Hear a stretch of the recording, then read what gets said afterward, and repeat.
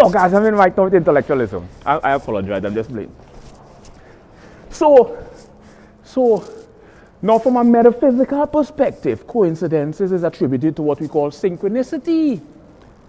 You know, synchronicity and coincidences are defined interchangeably in the dictionary, at least the 5 top dictionary, the Oxford, the Cambridge, blah, blah, blah, the Merriam and the American dictionary, right? Correspondence in event or course in time, or correlation between mutually exclusive, blah, blah, blah, blah. So from a metaphysical perspective, coincidences is defined as synchronicity or serendipity. Serendipity, you know, serendipity and synchronicity are often used interchangeably, but the disparity is the fact that these, one example is you come to the United States to become a famous actor, but you end up playing football and you end up becoming famous, right? So serendipity is when you have a chain of events, right?